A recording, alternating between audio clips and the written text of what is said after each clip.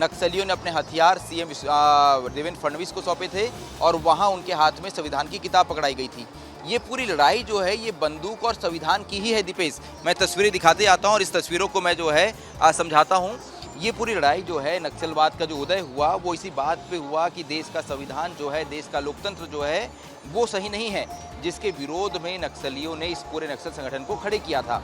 ऐसे में आज उस नक्सल संगठन में जो ये बताया जाता है कि सत्ता बंदूक के दम पे हासिल की जाएगी, यानी वहाँ बंदूक जो है वो सबसे ऊपर थी।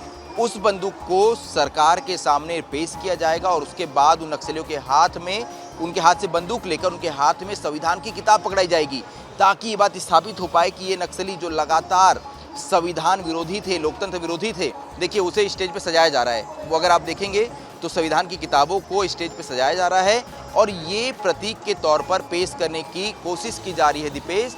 सबसे बड़ा संदेश देने की कोशिश की जा रही है। जब ये तस्वीरें उन नक्सलियों तक पहुंचेगी जो अभी भी जंगलों के अंदर हैं, तो ये बात स्थापित करने की कोशिश की जाएगी कि अंत में संविधान ही सबसे ऊपर है, अंत में जीत जो है वो संविधान की होती है। इसके अलावा देखिए ये मांझी चालकी जो हैं ये लगातार अलग अलग क्षेत्रों से पहुंच रहे हैं।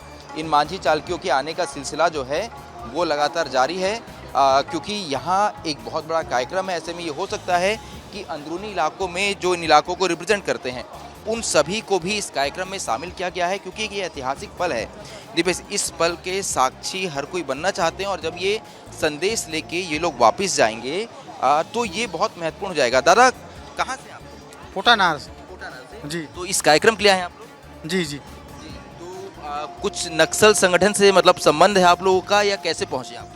नहीं हुआ, हम लोग तो यही लोहड़ीगुड़ा ब्लॉक के हैं नक्सल।